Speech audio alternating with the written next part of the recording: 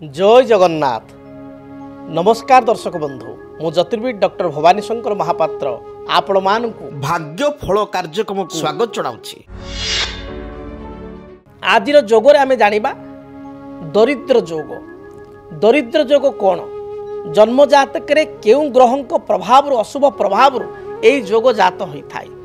तबे आमे जन्म जातक को जतले विश्लेषण करू, जन्म जातक को जतले तर्जमा करू, सेतले जातक रे लग्न को आमे गुरुत्व दे थाउ। लग्न ठारू आमे सदाबले जातक को विचार कर थाउ। लग्न अर्थ होची व्यक्ति विशेष से निजे। लग्नर द्वितीय स्थान होची धन स्थान। फाइनेंस हाउस सेकेंड हाउस बा द्वितीय भाव होची धनर भाव।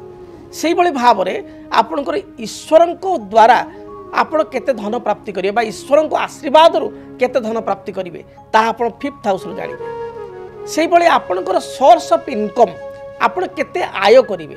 आय कले सेविंग्स कले संचय कले ही आपण धन प्राप्ति करिवे। तेणु आयर मार्गटा केमिति रहिबो, केते आपण आय करि परिवे ताहा जातक रु जानिबे एकादश भाव रु बा 11th हाउस रु। एवं द्वादश भाव बा 12th हाउस होची एक्सपेंसिव हाउस।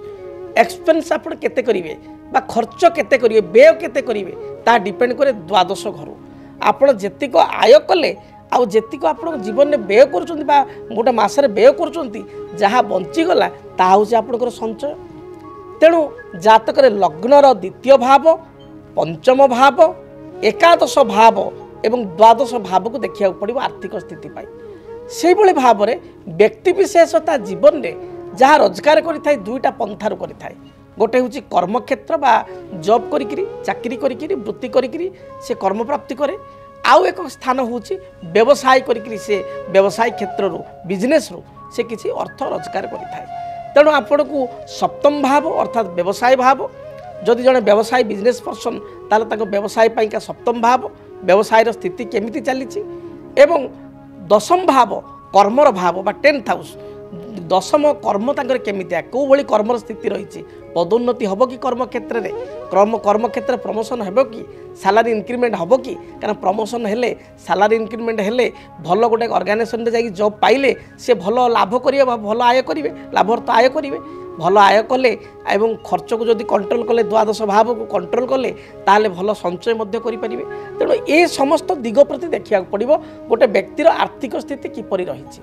मात्र आदिर जो आलोचना दरिद्र जोग, दरिद्र जोग माने आपण भाबिए पूरा तली तलांत हो जीवो, टंकाटे पाखे रहिबोनी। एभली कोन जोग ना, जदि आपण खर्च को न जगिले अजथा व्यय आपण कले, घरे जदि बारंबार आपणकर बाधा विघ्न सृष्टि हैला, कोर्ट कचेरी माली मकदमा बारंबार देखा देला, घरे व्यक्ति विशेषकर आर्थिक समस्या बारंबार देखा देला, आपण जदि व्यवसाय करूछंती हठात व्यवसाय रो आपणकर अवनति हैला बा व्यवसाय पूरा बंद हो गला बा चलिला नाही, मूल पुंजी बुड़ी गला, ताले डेफिनेटली आपण दरिद्र हेबे।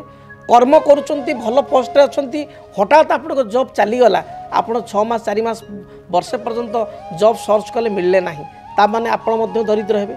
तेणु जातक रे दरिद्र जोग पाई सबुठारु अधिक देखा जाए दशा। कौन दशा चली?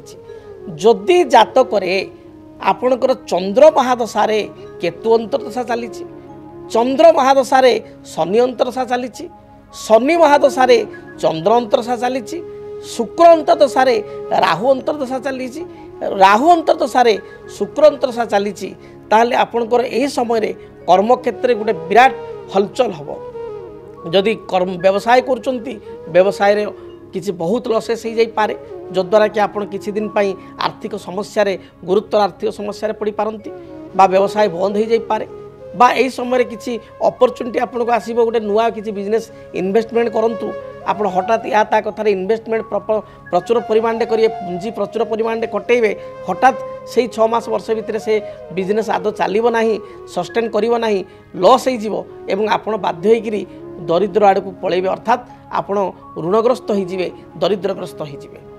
से भली जदि आपणकर एही समय दशा गुड़िक चली हठात कर्म आपणकर पलैबो बा कर्म क्षेत्र में आपणकर कर्म त्याग करने बा रेजिग्नेशन देवाई बाध्य हे, किसी समस्या आसब आपण ना मिथ्या आरोप आसब जद्वारा कर्म छाड़े और आउ कर्म पाइबे ना। तेणु ये दशा को जगिया पड़े। से भली जातक धनाधिपति बा द्वितीयाधिपति जातक जदि राहुयुक्त हो नीच थाए, से व्यक्ति विशेष जेते भी इनकम करंतु बा पैतृक संपत्ति तांकर जेते भी थाए से दरिद्र भली आचरण करेंगे बा तांको सब जिनस नंट पड़ो पाखे किसी रहा कारण धनाधिपति निचस्थ ही राहुयुक्त हो गले खाली धनाधिपति द्वितीयाधिपति राहुयुक्त हेले हम ना निचस्थ ही राहुयुक्त हो गले से भाई द्वादश भावटी जदि अति पाप ग्रह द्वारा प्रभावित ताले आप जिते रोजगार कले आपणकर खर्च परिमाण बढ़ी बढ़ी चलो एवं अजथा खर्च आप करेंगे जो पाखे टंकाटे रही ना आजिकल देखिए यंग मार्स युववर्ग बहुत व्यक्ति से देखिए 50,000 सालारी पाँच लक्षे टका सालारी पाँच हठात कि घरे गोटे कौन समस्या हो बापा कहले जे बाबा गोटे 50,000 कि 2 लाख दे पाखे पकेट खाली से क्रेडिट कार्ड बाहर कर पैसा दौरान कहीं लक्षे टका सालारी पाँच 50,000 सालारी पाँच हठात गोटे बोर देह खराब है बापांकर देह खराब है घर किसी काम दरकार हठात पाखे सालारी से ना कारण से बहुत खर्च कर लग्जरीस लाइफ मेंटेन करद्वारा कि ठीक समय पाखे अर्थ मिलूना बा जदि कर्म छड़ा हो गले ताले जो लाइफ रे चलुले से लाइफ ठार बहुत दूर को पड़ेले तेणु ये अनेक समय देखा दूची तेणु यह एक विस्तृत आलोचना तेरे संक्षिप्त जो जोग गुड़ी कहली से जोग बा दशा जदि आप जातक चली ताहले आपणकर दरिद्र होबार संभावना बहुत रही एपरी स्थिति जदि आप जात होता है आपण रोजगार थाए मात्र आपणकर उपरहस्त जगह आप तलहस्त होता ताहले जड़े ज्योतिर्विद सहित परामर्श करंतु जातक को कुंडली को समीक्षा करंतु देखिए तार समाधान पाइबे 18 मई 2025 राहु चलिबे मीनरु वक्राचार होई कुंभ राशि 18 मई 2025 रु 5 डिसेम्बर 2026 पर्यंत राहु रहिबे कुंभ राशि तेबे राहु केतुंकर चलन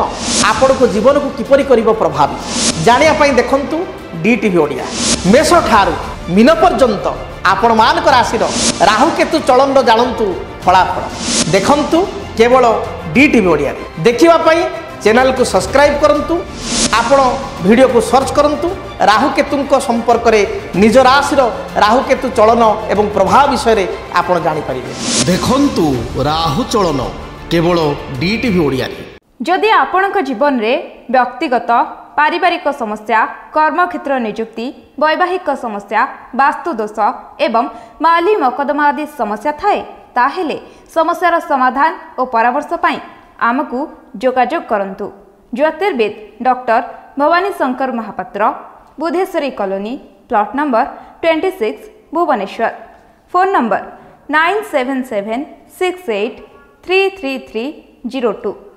9439444924 आमर वेबसाइट www.srijagannathastro.com डीटीवी ओडिया देखिवा पई सब्सक्राइब करंतु एवं बेल आइकन को मध्य दबाई दियंतु।